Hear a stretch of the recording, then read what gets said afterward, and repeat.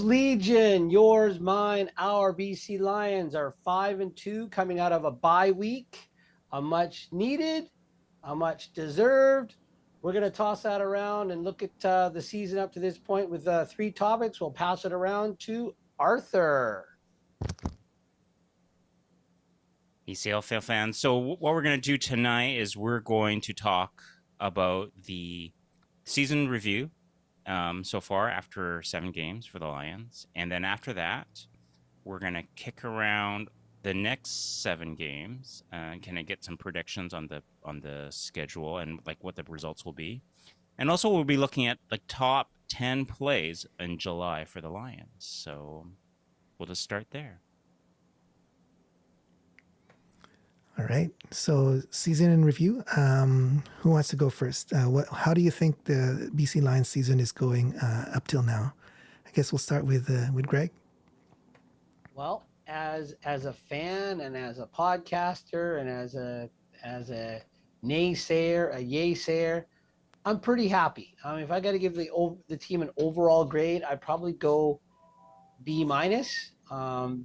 Stats, we've gone over them, and we'll probably go over them again a little later in the show. But the stats say one thing. My eyes and my heart tell me another. Like, I don't know. The stats say we're really doing well in this department, but from what I see in the stands, I feel like we could do better. But you know what? That last game was a little bit, maybe just a little bit of press clipping fillings in the ears, a little chasing some stats. I don't know. Or maybe the Lions were just kind of needing to get into this break. But, Calgary kind of figured out a way to shut down the high-flying offense. The Red Blacks kind of figured out a way to counter Calgary's defense and shut them down. So don't know, but I'm pretty happy with the Lions up to this point. I'm giving them a B minus in all 3 phases of the game, averaging out. The offense has been entertaining.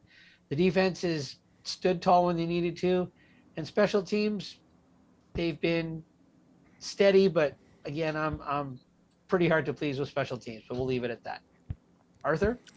All right. Actually, before Arthur jumps in, just going to go through a comment from Vikings chat reports saying Tre Ford is so underrated, especially by the Edmonton staff.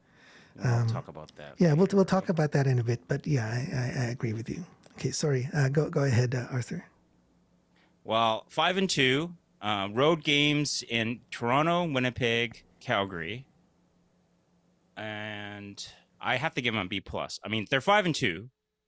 A lot of changes, some key injuries to 2 of their leaders, and still a 5-2 record. So I have to give them a B+, A-. So B+, say. I think that they made some changes. I'm analyzing the stats. I think their rush defense is very good. They're top 3 in the league in rush defense. Their pass offense, of course, kicking butt, number 1 in the league across all the metrics, first downs, yardage, and so their pass offense is very stellar.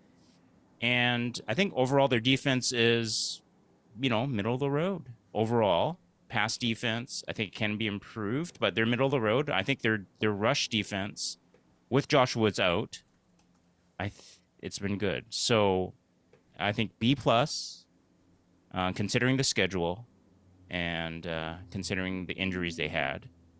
I think that's pretty fair. Roland. All right.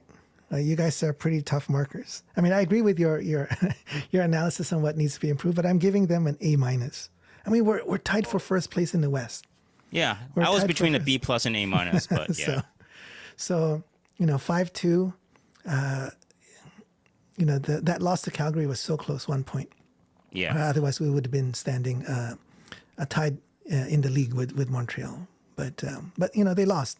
So we can't give them credit for that. Offense, especially the passing game, is on fire. The running game, I think, needs to be improved. Defense, were not stellar. Both on the D line as well as on the secondary. Special teams were adequate. So yeah. But given our record 5-2, I'm giving ourselves giving them an A-. you guys are so generous. 5-2, buddy. 5-2. 5-2. You can't argue. It's wins and losses, right? Yeah. Ultimately, it's wins and losses, It's right? also the GEF, the Greg Entertainment Factor, has not been reached yet. So, but yeah, I'm overall I am happy with 5-2. But there's just been certain nuances that could have happened a little better for me, and just overall I'm standing by B minus. Yeah. But you guys are, we got to balance out the happiness with the sadness, so we're good. So areas of improvement, you guys talked about some. What do you think are the key areas of improvement? Like if there's one thing that they have to focus on. Greg, you gonna say it? Go ahead, Greg. So I know go and say it. Pick one thing that they need to improve on. Greg, you're gonna say it. I know it. Let's do it. I'm torn because there's two. Like, I mean, statistically, they're doing so well. Okay, I'm gonna say, what you think I'm gonna say. I gotta say the consistent pressure on quarterback is where I think we have to improve. We got bigger, so we're stopping the run a little bit better. But I thought with the addition of Covington, Tehama being another year going in, Josh, I thought we'd have a lot more consistent pressure on quarterbacks, especially the teams that we played, right? Like Calgary, Calgary, Edmonton, Winnipeg. I just thought we'd have more sacks at this point in the season than we do. And I don't know. There's been times where I'm like wondering why the quarterback's gotten so much time in the 5 games they've won and the 2 games they've lost. It's just not been a consistent, sustained pressure that I was hoping or I thought they'd have going into this year. And while special teams, I mean, to me, if we averaging like 45, 50 yards of return, then I'm happy, right? I mean, that might be lofty, might be unrealistic, but it's just, I don't know. 45 to 50. I don't think any team averages that. No, but I'm just like, I look at our return game, like any other team that comes in here, I'm almost a little more fearful of their return game. Then I flip the coins, like, is that other team fearful of ours? Probably not, because I'm not. I wouldn't be. But one thing, Greg. So one thing. Defense, the quarterback. One thing. Okay. Yeah. So let's talk about the pass rush, right? Yeah, let's talk about the pass rush. All right. I have a response. So Covington is really helping the run defense. Agreed. He's not pinning his ears and going after the quarterback, right? So the ends are crashing. He's the 2 interior linemen are holding up and plugging holes. The Lions have the 3rd best rush defense in the league. Okay? So they are doing well rush defense. They're protecting their kind of younger secondary. Especially when TJ was out. There was a lot of newer people in roles. So they had to protect their secondary.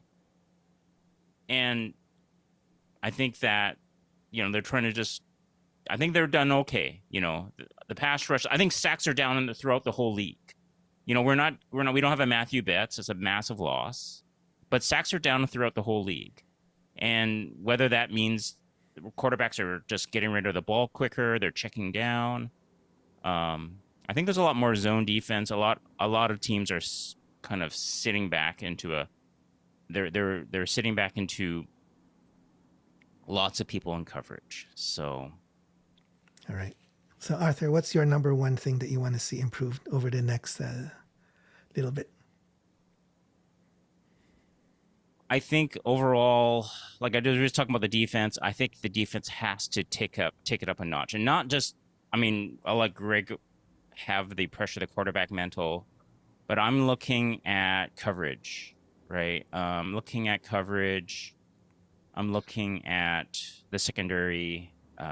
There needs to be synergy between the secondary and the linebackers. Sometimes there's just big breakdowns. I know there's like some new people and new roles, and we have some new people to the team, and having TJ back will help.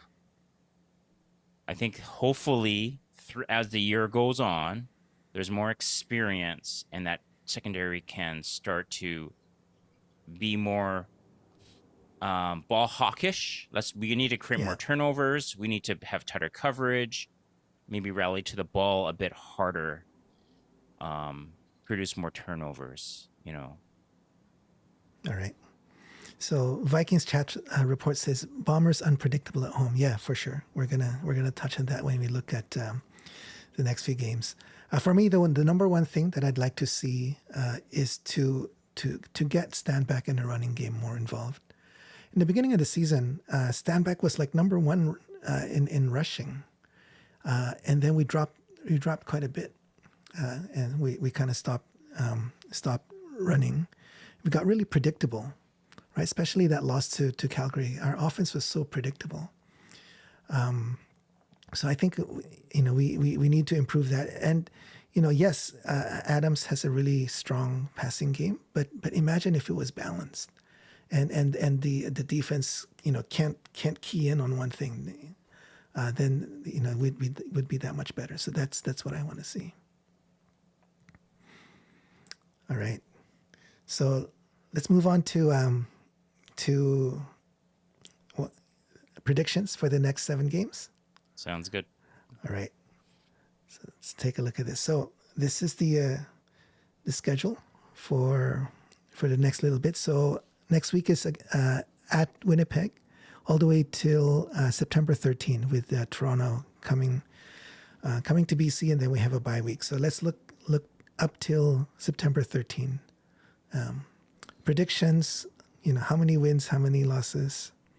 What do you think is going to happen? Maybe let's start with Arthur this time, and then we'll go to Greg. All right, so you got 2 back-to-back. Well, not.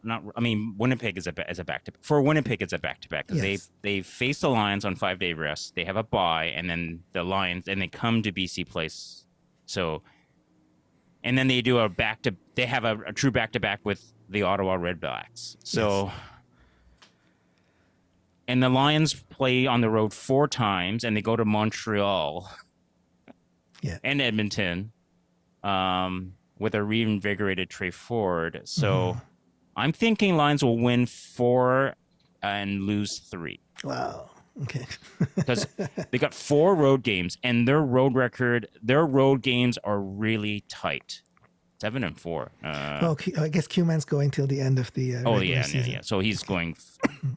Well, he's going 2-2. I'm not sure. So Q-Man, we're only looking up till September 13.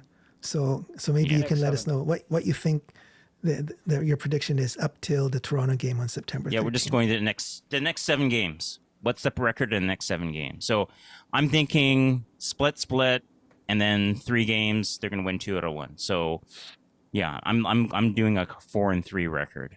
It's a bit of a tough record here. I mean, tough schedule with 4 road games, and Lions haven't done well. So you think they're going to split with Winnipeg and split with Ottawa? Potentially. Well, I mean, that's my initial kind of snap, like my sort of thought about it, and then they have in Montreal, in Edmonton, and at home in Toronto, and then Chad Kelly should be back by that time. So I think they'll win 2 out of those 3, or maybe they sweep Winnipeg, and so that's why I'm going 4-3. All right. Vikings chat report says 5-2 for the next 7 games. All right, Greg. All right. How about you, Greg? What do you think? Yeah, well, my brain and my gut tell me 4-3. I'm with Arthur, and a little bit of factoring in what we just talked about in the first segment about what needs to get better. If none of that improves, if it stays the same, especially if they don't get the running game going, I'm going to go, definitely 4-3. I would like to see them to go 5-2. I'd love to be 10-4 at the 2/3 mark of the season, but if nothing changes, I mean, TJ Lee's now back. He was awesome in Calgary. He's back. If the secondary learns how to tackle, we won't go there. But yeah, I'm gonna lean to the 4-3. But my heart says 5-2, but my head says 4-3. All right. And for the same reason, I mean, they're going back east. Fajardo might be back Montreal by then, and Montreal didn't really look like they had a speed bump with Caleb Evans, but I don't know where that third stringer came out of, but he brought them back, and that was exciting to watch.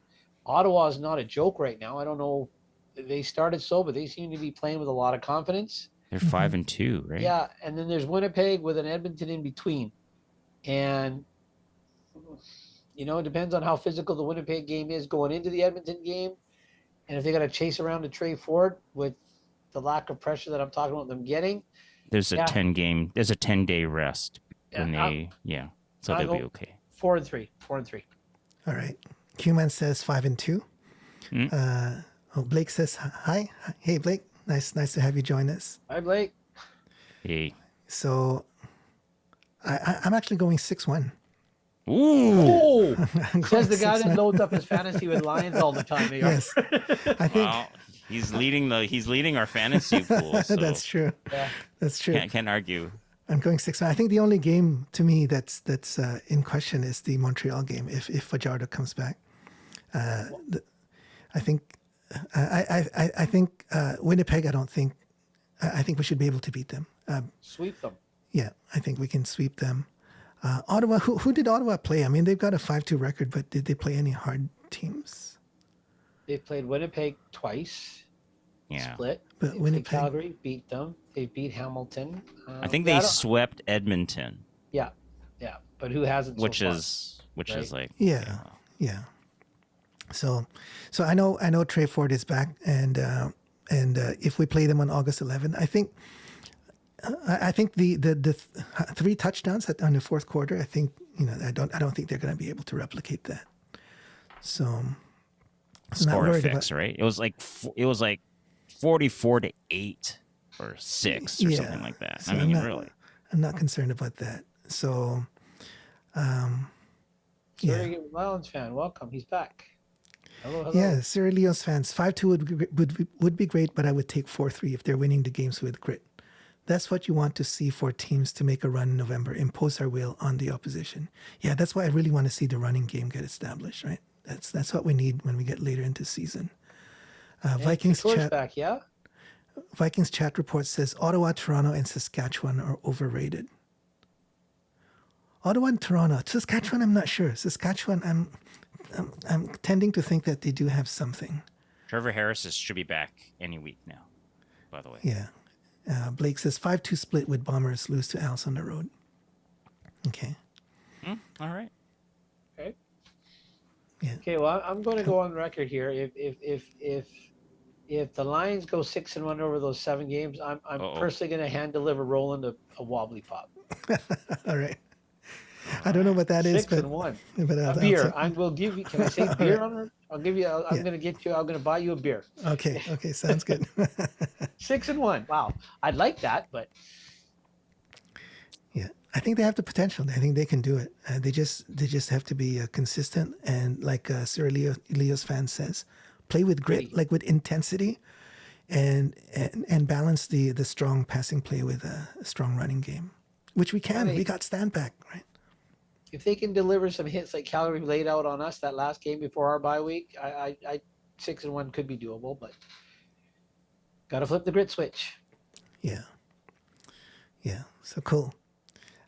So the next up we have is we have a highlight package that the BC Lions put out, top 10 plays for July.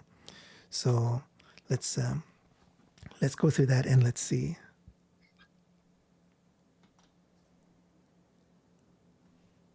Well, it's a comment from Blake. We should be 6-1 on this bye week, but teams always lose games they should win.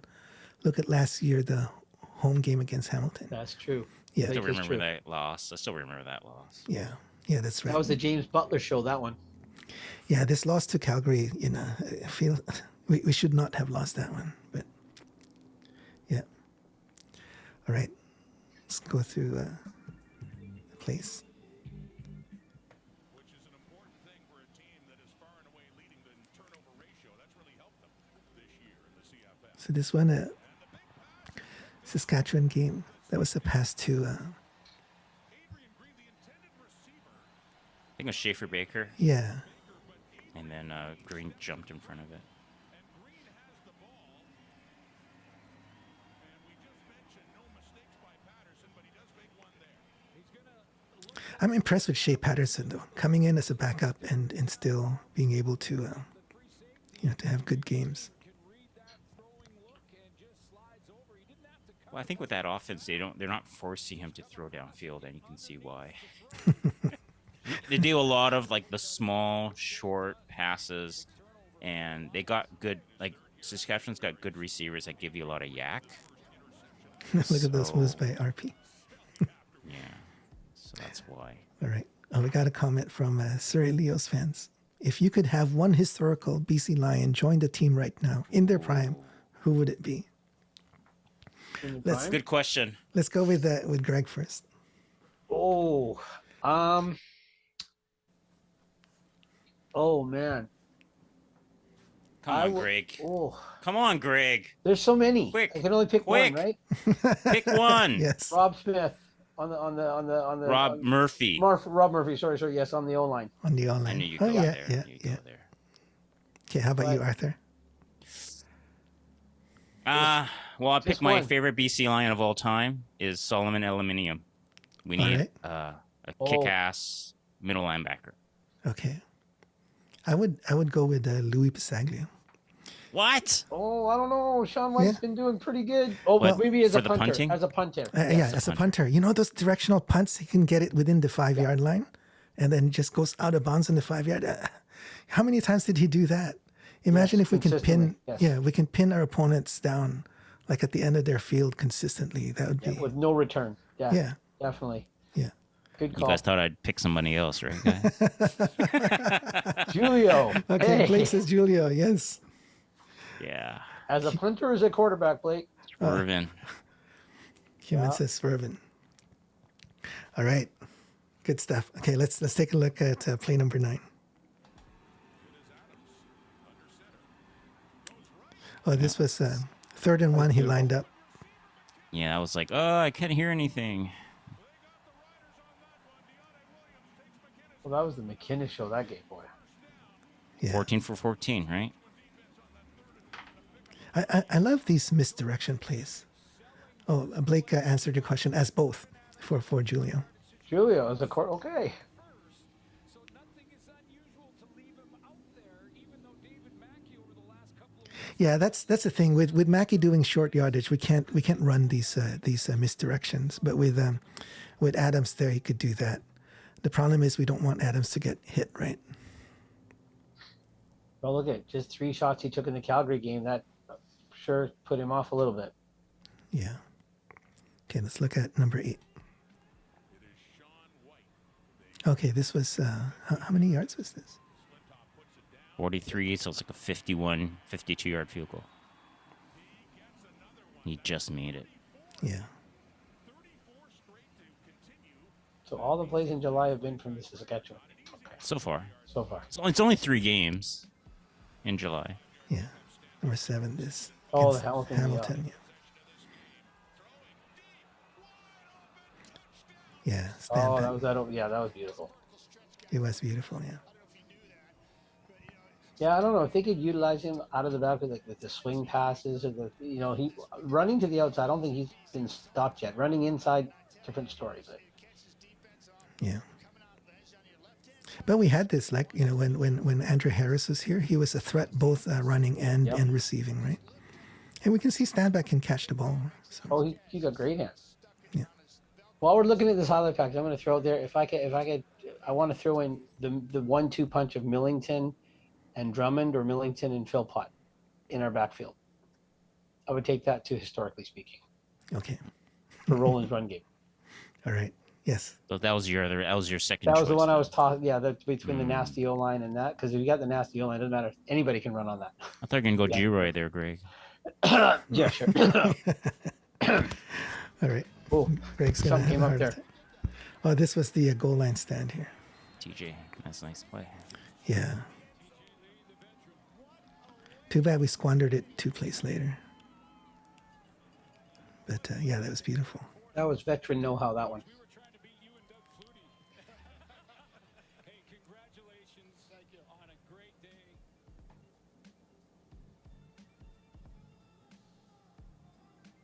Yeah. See, that's what we want to see, right? You come right up, make the tackle. Play to the line. Yeah, no yards gained, right?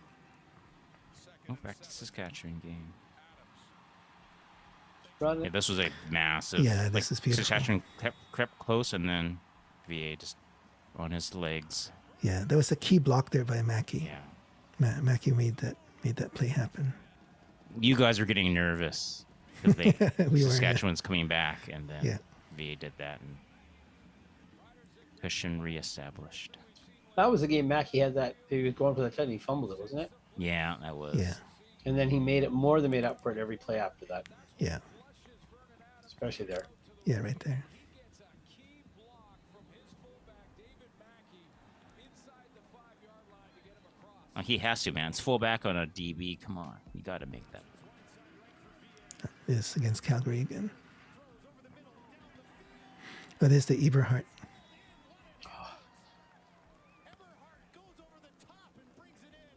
That's a fearless receiver right there. Yeah. It looks a bit like McInnes. Yeah, I mean the number looks similar, but his height and the aggressiveness in catching the ball here like that reminds me a lot of McInnes too. Look at his head. The defender's head was all over the place there.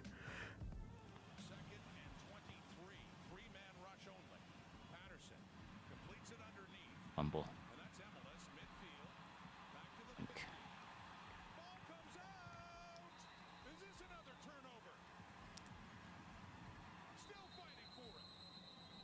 Yeah, that's the other thing I want to see is forcing more turnovers. Things like stripping the ball like that. Right?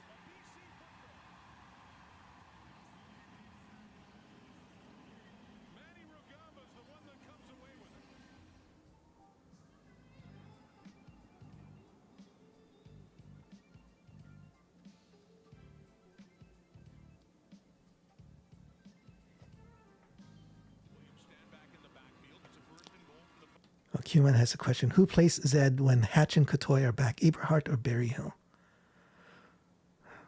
Good question. I guess I'll go first. I would go with Eberhardt. Eberhardt.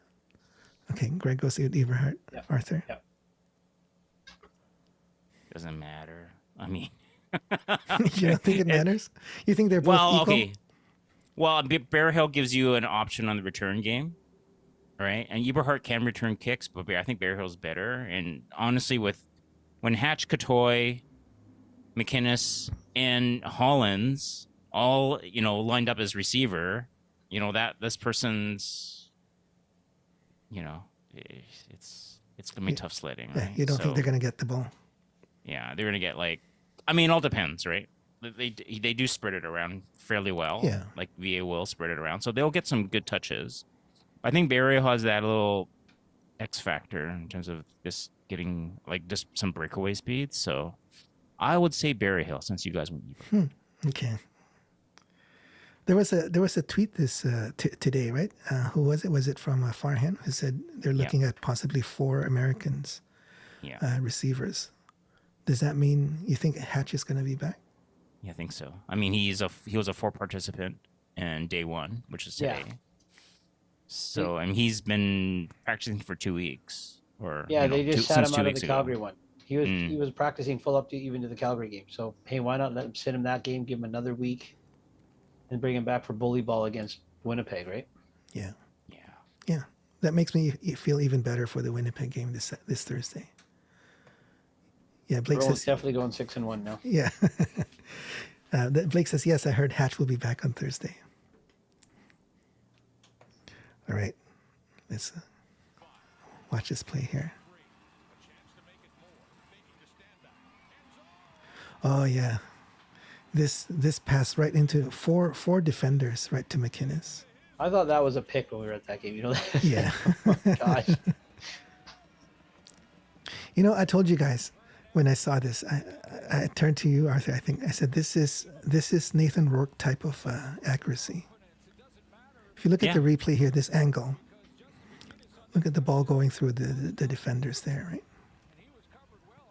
Yeah, it is a tight window, and he had a lot of confidence to throw that ball. I mean, McInnes was catching everything that game. So Yeah. McInnes took that away from the Saskatchewan guy. Okay. Blake says that was such a bad pass, but it worked out well. So Blake, you don't think he should have made that pass? I mean, it worked out. It was not. It's safe. on a safe pass. It was not safe for sure. Yeah. Yeah. All right. Let's look at the number 1 play in July.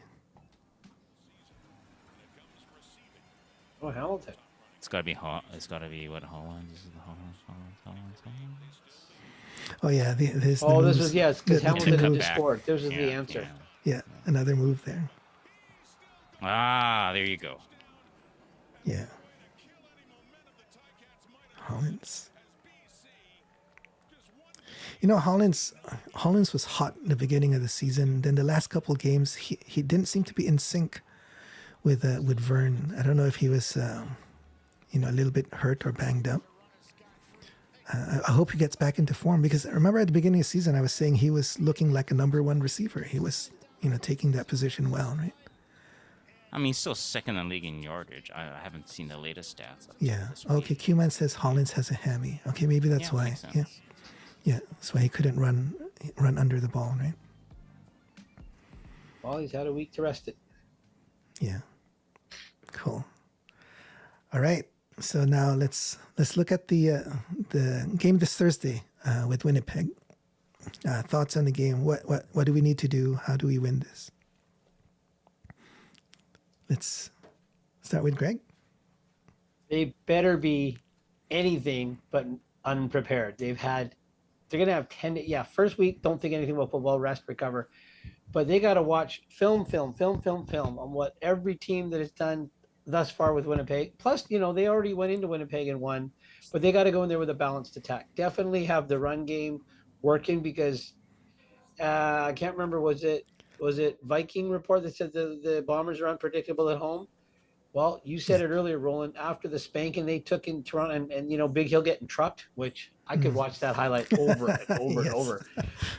And watching Zach get tossed around like a rag doll in that second half. He must have been hurting. They're going to be piss and vinegar come that game, and they're going to be in front of their home fans. The fans are going to be crazy. It's going to be an environment, playoff environment, and the Lions got to go in there with a balanced attack. They got to establish stand back. They have to. And I think I read earlier today, Couture's back. Mm-hmm. Yeah, he's taken over as center. And Packer goes to left guard. Yeah, they moved Packer over. Yep. But is it going to be a smooth transition? Is it still going to have the? Well, I mean, they were a little more nasty, but are they going to be able to push that? That line that Stanback doesn't get contact until linebacker level. Are we going to be able to do that with Couture back? And I think it's Schugler or Schooler. I don't even know how he pronounces it. I don't think he pronounces how it's spelled, but with Couture back, I hope he's healthy, and I hope it was the injury that was not making him play as well. But they have to go into Winnipeg with a balanced attack, and that defense, like Arthur said, they got to be ball hungry, ball hawking. Caleros' ball haven't looked that great when he's putting them up there, and I hope fumbleitis stays with the Bomber receivers. I've never seen the Bombers in all the highlight packages we watched. I've never seen the Bombers cough up the ball as much as they have this year. I don't know about you guys, but Dembski's every game is good for a drop or a fumble, and it's not like they're fighting for extra yardage. It's just getting the ball hacked out, or maybe it's the defenses they've been playing. But I really hope they continue to turn the ball over the way they've been doing. But yeah, we have to go in there with a balanced attack. All right. There. Yeah. So Blake says, in seriousness, because earlier he said score more points than them, which is kind of obvious. But yeah, in all seriousness, stop Brady and we'll win. Zach doesn't have it anymore. I agree. Zach is like, it's sad because he's like a Hall of Fame player, right? But it's sad to see. But age catches up, right? I think this year he's not the same player anymore. So if we can stop, he have 300 yards passing, but they just had so many turnovers. Yeah. I mean, yeah, lately, right? But yeah, it's just it's not had his usual level for sure. Yeah.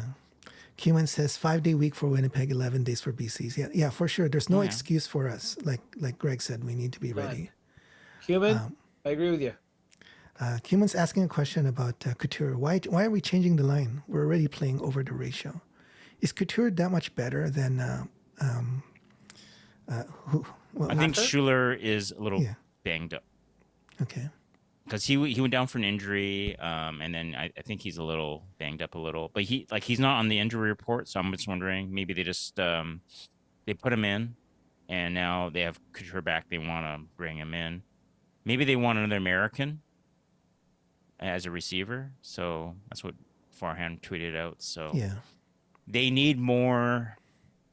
They need more receivers to be more dynamic. Yeah. we're watching some of the we were watching some of the feeds. I don't know if the Lions receivers were getting that wide open, and But yeah, They- we are over the ratio though, like what Kuman said. So even if they, they didn't switch out, right? Would yeah, still be but okay. they may dress. They'll probably still dress 6. Maybe they'll dress. Yeah, they'll dress 6 offensive linemen. Maybe they do the 7th. I don't know. Yeah. All right, Arthur, what do you think we need to do for Winnipeg on Thursday?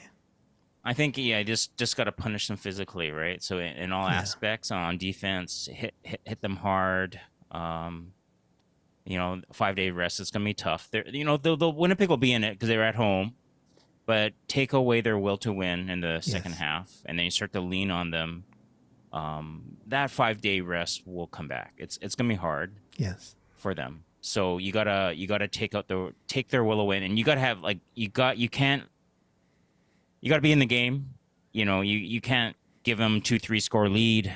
Then that 5-day rest that wouldn't matter. So you got to make it matter by jumping on them, on all facets, right? So their past game was off against Calgary. Yeah. They still made it a close game, and one of those passes would have worked. It would have been a different game, but they need to continue to have their dominance on their pass offense. That they try not to. If the teams are going to take away your primary 2 receivers, now Hatcher's back, now your primary 3 receivers, then VA's got to look to take the check down more frequently Yeah. than just always trying to force it downfield. Maybe he got into that. Maybe his confidence was like, I can make it. Just give me another half second, another second. For whatever reason, it wasn't working against Calgary. But yeah, I think that just be more physical throughout all 3 phases, and that pass offense just get back to their usual standard. Yeah. All right. Nolan? Duck says easy win for BC next week. I like your confidence, Duck. I do think they're going to win next week. I don't know if it'll be easy, but I do think they will win. But what they need to make sure, both Greg and Arthur touched on it a lot. I think we need to balance our offense with a strong running game.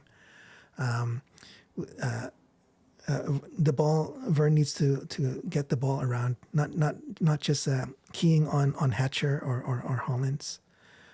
Duck is asking, is Keon Hatcher returning next week? That's what it looks like. So it looks like he's going to be back. So on offense, I think those are the 2 main things. Just spread the ball around. Don't key in on specific people. Establish the running game. On defense, we got to hit them hard because they're banged up. And if we hit them hard and they're in pain and they're feeling it, then they're going to lose the will to win. We need to be the hammer on both sides of the ball. Yeah. All 3 phases of the ball, yes. Yeah, Yes. even on special teams. Keeman says this week. Oh, yeah. That's what it's looking like. Hatcher is back this week. Blake says the Lions can almost end the Bombers season over the next 3 weeks. That's true. Yeah, That's true. That's true. They can. If we win these 2 games with Winnipeg, I think that's it. Which Even if we split, then we've got the season series, yeah? Oh yeah. Yeah. But I don't think they're really worried. I think right now, the Bombers are 2-5. I don't think they're really worried about first in the West. I think now they're probably trying to get the 3rd seed in the West. Winnipeg, honestly. Yeah. I mean, how many years have we been saying that Winnipeg is the team to beat, and then now this year it's like, it's completely reversed, right?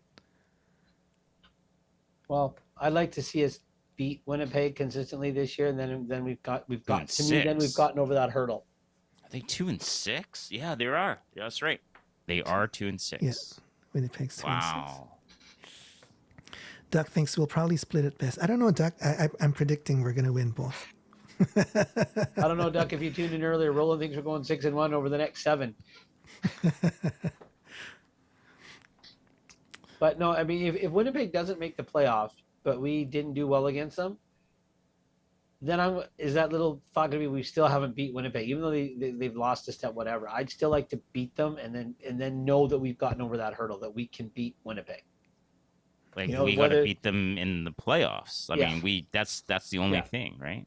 Yeah. We've gone in there and beat them Yeah, beat him in last the year playoffs, and yes. this year, right? Yeah. That's So what I'm we've saying. done I'd it like already. to beat him in the playoffs because if they don't Yeah, make gotta the beat 'em playoffs, it's going to playoffs. look, it's going to be empty, hollow. But Yeah. Well, Q-Man says Lawler is still hurt. Winnipeg receiver core is a mess. Yeah, true. yeah, because I think Wolodarski's beat up too. He took a shot when That's he right. coughed up the ball in overtime. And yeah, I think he's hurt. Shone is hurt. Yeah. Yeah, I mean, Ontario Wilson seems to be, I like what The I see real with deal. him. Yeah. but What's up with Tate Chenoweth, Lucky? Tate Olivero, what's up Oh, with yeah. Lucky? He's not That's playing. true. Yeah.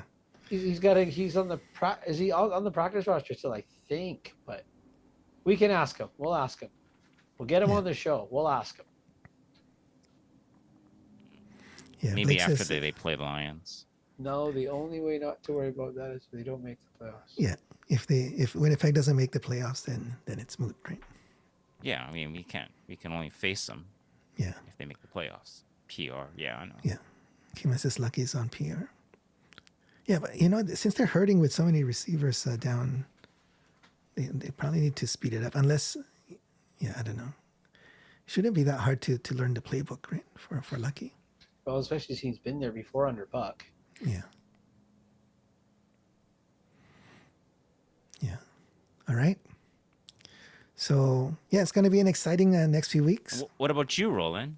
Oh, What what's the question? do you want to see? Oh, what He the I think said- you mentioned. Oh, I Actually, you did mentioned mention it. He said I bounce mentioned attack. It's it. physical. Yeah. You guys mentioned it, so I did. All right. Yeah. So, So I think it's going to be an exciting week. The next few weeks. Rourke is. You guys want to talk about Rourke for maybe Well, we 5 got to minutes? talk about Tre Ford first Oh, Tre Ford. Okay, let's because talk about that Tre was Ford. the holdover comment, right? Okay. Yes. Yes. So I watched the full game. I was like, I couldn't believe Jairus Jackson said we're sticking with MBT at the start of the second half, and that third quarter, I think Edmonton was -5 yards. Minus 5 yards for the net whole whole quarter. quarter. And it was just Wow. like I think it was two and outs or 3 2 and outs, and it was just terrible. So then Tre Ford comes in with about 8-9 minutes left, and the game is like 44 to whatever 6. I don't even know what it was. He gets 3 passing touchdowns. Like they're trying to tackle him. He's like twice he just got out of it. I don't know Yeah. how he did it, Yeah. and he throws it downfield. And then like the crowd is like Yeah, cheering. exactly. Like they couldn't get a first down for like half the game. Yeah, And then he comes in and is also, I mean, again, it's a soft defense, right? And everything. So but the two things that my takeaways, Arthur. One is that from what it looks to me, the players were playing for him. The attitude of the receivers and the other players, even the defense, kind of stepped up a notch when he came in. Oh, for sure. So I don't know what's happening in behind the scenes in the locker rooms and all that, but they seem to have they respect and trust him. So that's one thing that I kind of thought I saw. And the second thing, the fans, even though they lost the game, they suddenly have hope. yeah, So, they were cheering. It was like, I mean, in 8 minutes you get 3 touchdowns, right? And it was just like entertainment. I was just going to say they were probably also entertained versus the boring, whatever predictable offense that's not doing anything the whole game, right? Yeah. Yeah, Tre Ford played well for first 4 games last year. Yeah. But Bethel Thompson, he in the first few games this year, he played well. Other facets of the game they lost. I mean, they lost 4 games by 3 points, right? And he played well in those early games. And ever since Chris Jones got fired, MBT has just been terrible. So it's kind of weird. But it's time for Tre Ford to take over. Yeah. But I don't think MBT was the reason why they're 0-7. Yeah, he's there's not a the lot of reason. problems. There's a lot of problems with Yeah. the team. So Tre Ford's not going to fix everything, but I think he gives the fans hope, and he also, if the players respect him, then it'll be it'll be an easier road for them to climb out of this big hole, right? Yeah, definitely makes things entertaining. So it was nice to watch. Of course, I had Gino Lewis in my fantasy pool, so I'm like, please put in Tre Ford. And you know what? He Like got- Gino Lewis yes. had a big fat 0 in my fantasy. It's all about my fantasy pool. I don't care about the games. It's all about my fantasy. And he had a big fat 0.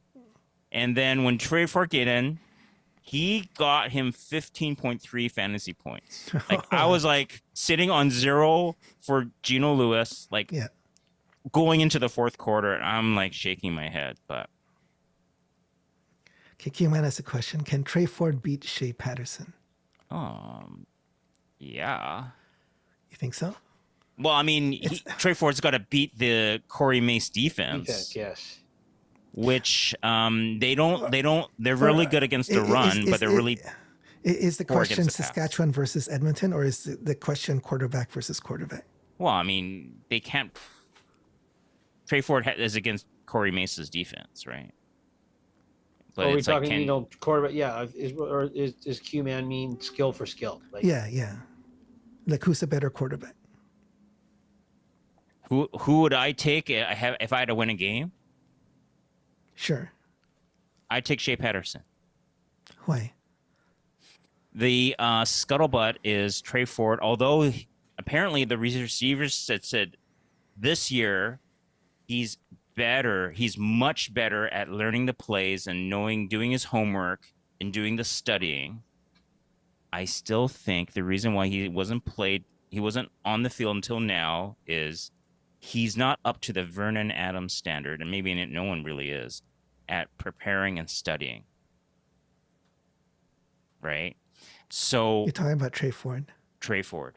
So he's doing it by he's getting out of these like almost for sure sacks, and it's just scramble drilling, throwing it downfield, right?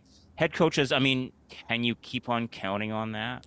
Yeah. You okay. want I see your to you don't point. want a steady diet of it, right? You want someone to run your offense Yeah. So versus You're thinking it's a lot of his improvisation when things fall apart, or maybe even he's before really good. He's even really before good at things fall apart, he Yeah. just starts improvising. All right.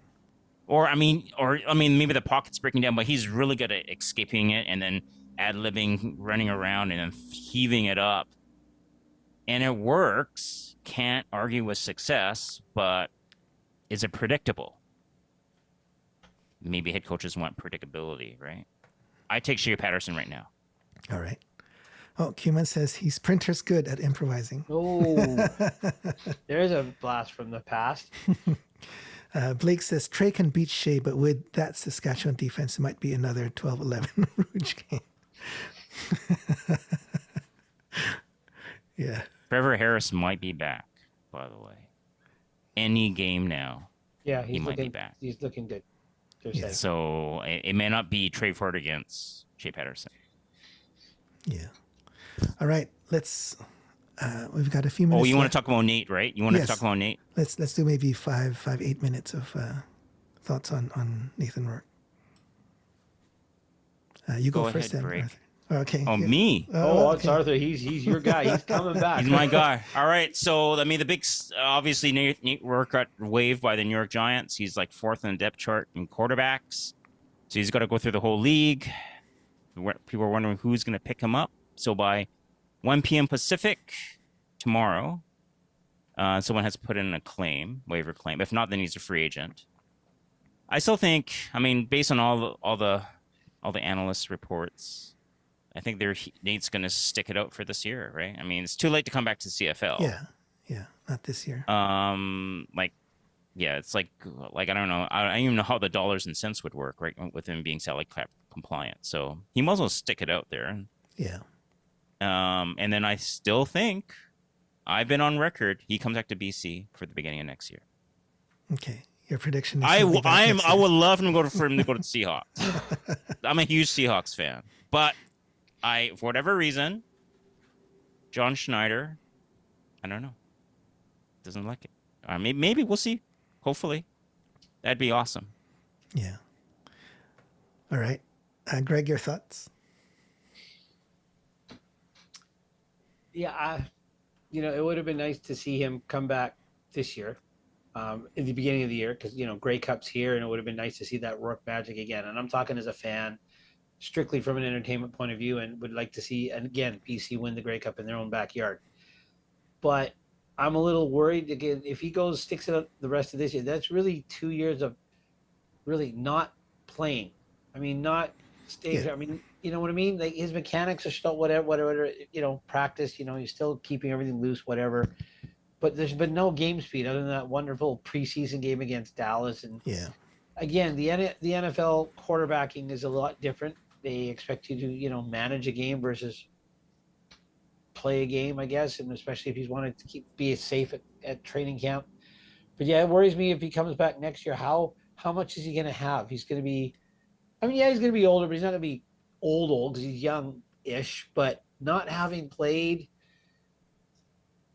do you have a quarterback controversy of coming back? But I mean, it would really suck to see him go somewhere else if he comes back to the CFL. But I don't know if he's going to be the same Nathan Rourke coming back. yeah. And if he comes back to the Lions next year, as Arthur says, then I will buy Arthur a beer. And I'll present the boy. beer on this podcast, just like I will present Rollins if they go 6-1. 6-1, all right. But yeah, I don't. It'd be nice if the Nathan Rourke of 2023 came back before he got the injury, but or no, 2022. I Yeah. guess it was, wasn't it? Yeah, and I'm just Yeah. It's I don't know how much he's going to have of that Yeah. magic. Yeah. So Q-Man says no point coming back this year, no salary cap in CFL. Yeah, that's right. Yeah, I hear you, Greg. He lit up everything that year. Everyone was excited, but can he do it again? Especially now that he's been out 2 years. I guess follow-up question to you guys: was this the right move for Nate? Assuming he's gone down there, gets punted around different teams, and then eventually he comes back to CFL, not having played in the NFL. Was that the right move? well, he. Do you want to take this, Arthur? I could. Well, I mean, obviously, it doesn't look really good, right? We thought when he went down in 2022, he only played, 7 games, and he was out until the playoffs, right? Or Yeah. right before the playoffs. So we didn't think he had enough of a pedigree or a resume built up in the CFL.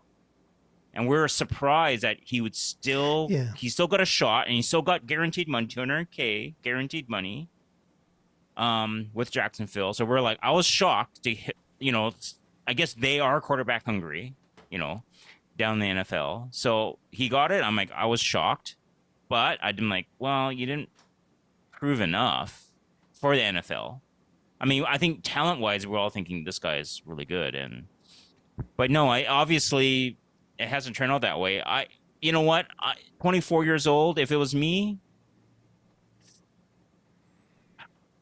maybe stick one more year in the CFL and win something, get to a Grey Cup or win the Grey Cup. But this is your dream. I mean, he went to Ohio University. He's already been in the college ranks in the US. So here's a shot. And you know what? When you're an athlete, and he accomplished he did a really good job in 2022 year. You're thinking, hey, if they're gonna give me a shot, I'm gonna make the most of it. So he goes, you know what? I can do it. So, and it's like financially, I don't think he's any worse off. Just playability. Yeah, he lost, a couple of years, but give it a shot. Yeah, that's what Duck says. I'd stay in the NFL. When he gets his opportunity, he will show what he can do, but he hasn't got it yet. I guess that's a big question, right? Will he ever get that opportunity? Yeah, and if he does, is it going to be so far down with him not having played? Is he going to be able to show it? That's my question, right? But being told what he was told, I mean, I can only go on what I saw in the media. He was, I believe it was him Nathan that said, hey, they promised this, blah, blah, blah, in Jacksonville. So, I mean, yeah, he goes based on the promise he was going to get a shot. And I mean, the connection that he had there with the quarterbacking staff and everything, it looked like everything was in the right place. And I really think had he not got injured here, he might have stayed here a little bit longer. But then he thought, well, geez, if I injure, I better take my shot now. Plus everything they told him. it looked like the right move, I'm sure, from his point of view, because hey, I'm an injury away from who knows what'll happen. So I'm going to take the shot now. They're promising me this. I'm going to go. And then you hear from Doug Peterson, we never told him that he was going to be this at best. And it's like, well, who's saying what now? Because then now it doesn't look like it was the right move being bounced around. But initially, with what we were told he was told, I think it looked like the right move in the beginning. But Yeah. when he gets that opportunity, if he's been way 4 or 5 times and not thrown the ball down there, not throwing it off, not running offense, not even been in a training camp, how good is he going to look when he does get that opportunity? Should he get the opportunity? Yeah. Cuman says he's going to make 800 to $1 million in CFL next year with new appearance dollars, unlimited per team. Is that the marketing? The marketing. Yeah, those dollars? are the marketing and allocation, which is off the Yeah. cap. Off the books? Yeah. Well, I mean, it's off the salary cap. Yeah. So you can exceed the salary cap by these Yeah. marketing dollars. Which is That's good. the Flutie rule. I guess it is. Yeah. What do you think? good. What about you, Roland? What do you think? Yeah. I wish he had stayed, but now that we have VA, I like VA. I like what I see in VA. Is he like the same level of ability as Nate? No. But can he get things done? Yeah. Does he have the respect of the people in the room? Yeah. Is he unselfish? Yeah. So those are other leadership qualities that we don't talk about with Nate. So yeah, Kima says Rourke versus VA. That's what I'm getting at. So Rourke definitely has top-notch, direct, physical ability, right? VA's is less, but it's adequate. It's more than adequate. We'll see. He's leading the league right now. Leading So the it's- league in passing Yeah, offense. more man. than adequate, but he's dependable.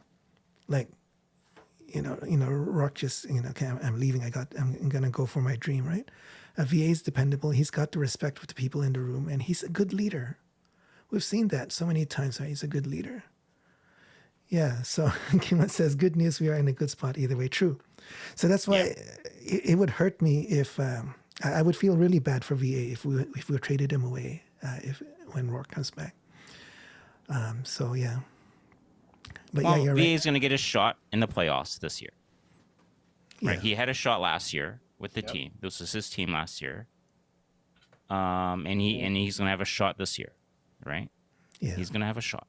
Yeah. So see what happens, right? And if he wins the Grey Cup, wins the most, MOP and Grey Cup MVP, and then Nate wants to come back and wants to go to a J-Mac offense because, hey, I've been away for 2 years. I want to go back to an offense I'm familiar with.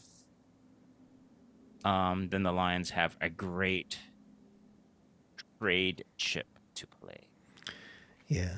But you know what? That linebacker that Arthur's always wanted. You know what I'd hate to see. Rourke comes back, we trade VA to Winnipeg, and then Winnipeg beats us and gets and wins the Grey Cup with VA.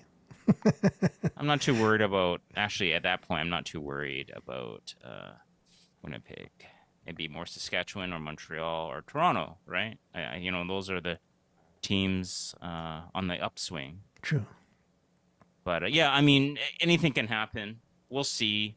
And Rourke can, just get a chance. Like there's like lesser pedigreed quarterbacks in the NFL last year that got a chance because of massive amount of injuries, and then they were able to do something. So Rourke just needs, hopefully, some good fortune to come his way. There's some maybe a depth chart injuries or depth chart issues, or he shows well and then he gets a chance, and he may never get back to the CFL. You just never know. But obviously, right now, it's not looking good for him to stay in the NFL. Yeah, it's right not now. looking But good we'll at see. all. Yeah. All right, it's 9:29. I guess we'll call it a day. So thanks everyone for hanging with us. It was great chatting with you guys. Love all your comments. If you're watching this after the live stream, feel free to post your comments. We do read the comments even after the live stream as well. And otherwise, have a great week. It's going to be a good game on Thursday. Take care and go Lions. Go Lions. Go Lions. Have a great night, guys. Yeah, See ya. good night.